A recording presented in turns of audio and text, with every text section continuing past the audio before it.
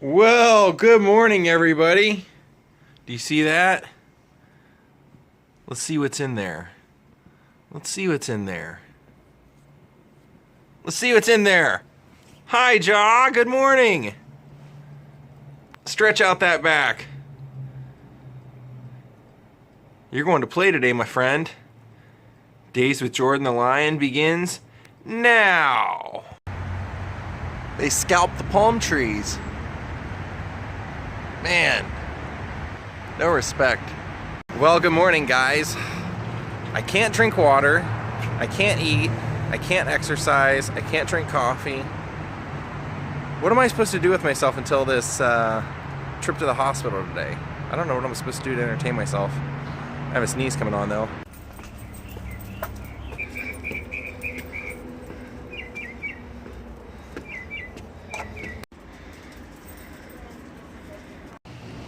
In 1933, a veteran actor named Joseph H. Hazelton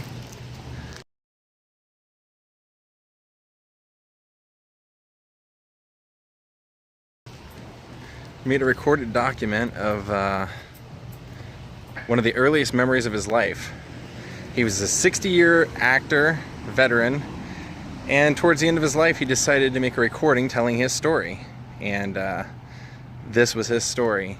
He talked about how when he was 7 years old, he lived in Washington, D.C., and he remembered the day that he walked over to Ford's Theater because he was a program boy there. Actually, April 14th, 1865. And he said as he approached the theater for that day's work, John Wilkes Booth was standing out front, smiling, and Joseph H. Hazelton said, "Hello, Mr. Booth." Mr. Booth called him over, took his hat off his head, rubbed his hair, and said, "Well, my boy, are you going to be an actor someday?" And he said, "I don't know, Mr. Booth." And John Wilkes Booth reached down into his pocket and pulled out a 10-cent shim plaster, which was like a little paper denomination for small monetary values back then, and gave it to him and said, "Here, go buy yourself something." And in those days, John Wilkes Booth was one of the leading actors in the country. He was deemed as one of the most handsome man in the world at that time, or in the country, as an actor, kind of the way the GQ magazine would be. That was him. And he says everybody knew, Joseph H. Hazelton said, everybody knew that Mr. Lincoln was going to be there that night because it had been advertised, and it was for a famous actress named Keene. It was a benefit for her. And so at the beginning of the second act, when Mr. Lincoln showed up, Joseph H. Hazelton said that he couldn't take his eyes off of Mr. Lincoln in that box the whole time. When Mr. Lincoln would smile, he would smile, and he was just in complete awe and captivated by him. He said, and then he noticed off to the right, he saw John Wilkes Booth talking to the doorman of the theater. And he was wearing different clothes. He wasn't wearing the black velvet collared clothes that he had been wearing earlier.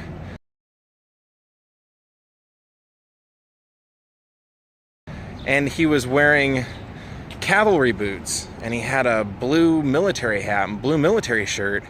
And he said he wondered why he was dressed that way, but he didn't have to wait long, because next thing he knew, he saw the pop, he saw Abraham Lincoln shot, he saw John Wilkes Booth jump from the balcony onto the stage floor, where the common misconception was that John Wilkes Booth broke his leg. He actually fractured his foot, because Mr. Hazelton said he could never have made it across 60 feet of stage with a broken leg.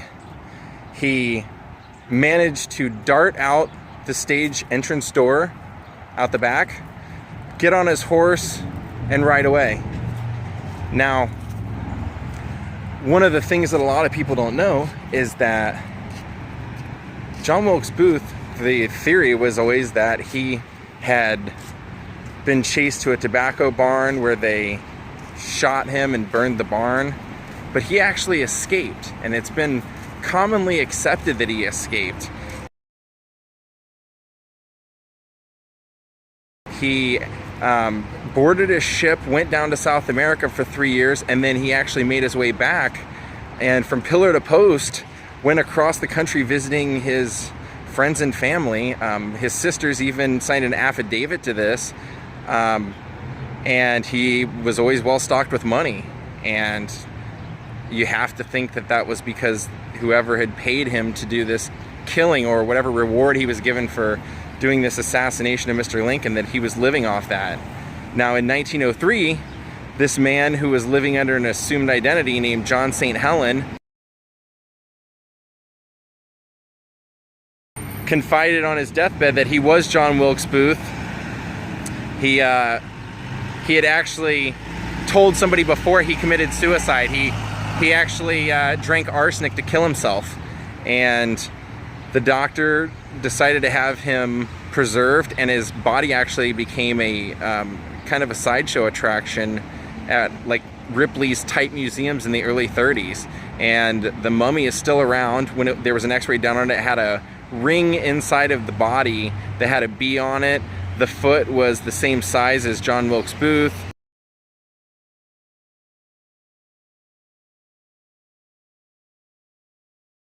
But in 1933, Joseph H. Hazelton did a radio broadcast where he told this story. And if you came to, or if you wanted a copy, a transcript of his story with his picture, he would sign it. You could send a small donation to this house, which was his house in 1933. You could actually send it directly to him, and you could get a pamphlet with his entire story. I mean, isn't that mind-blowing? I actually stumbled upon somebody had owned the actual recording of him telling the story, and at the end of the recording it said, if you'd like for a small donation to Mr. Hazelton, please write to this station or send that donation to, and it was this address. This was his house. This was his retirement house. The boy who saw Abraham Lincoln murdered, the boy who was given a 10-cent shin plaster by John Wilkes Booth just hours before. He said, I always wondered back in my life when I talked to Mr. Booth earlier and he smiled at me and rubbed my head, if he had the weight of what was going to happen that night on his mind. I just thought this was, and if you guys were wondering, the other day when I mentioned in my vlog that I went to vlog something and it just gave me the creeps beyond belief, this was it.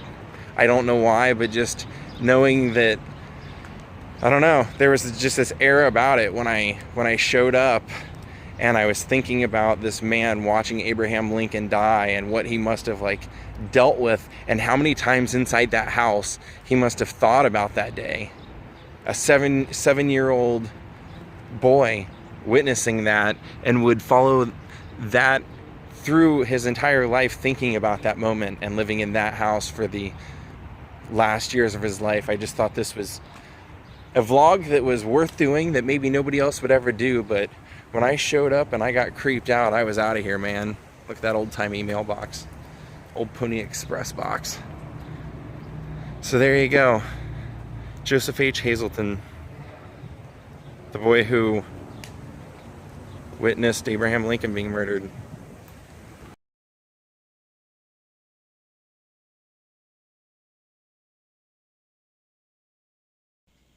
Well, I just did a live chat with you guys, and thanks for talking to me. I've been pretty depressed today. I don't know why, but I just felt really depressed. And now Carrie's here, so she's going to take me to the hospital, and I'll catch you guys in a little bit.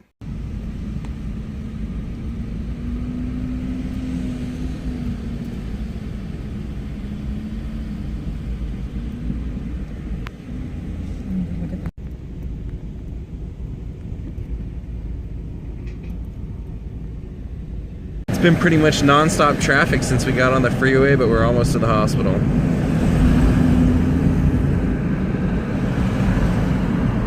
Exit right to exit 1 East, Mission Road.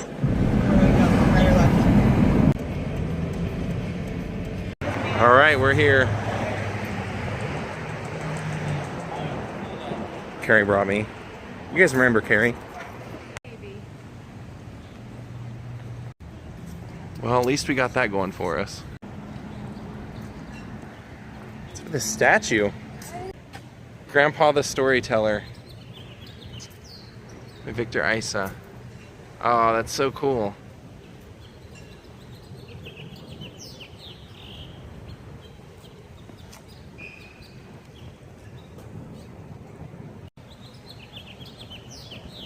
Jesus is here.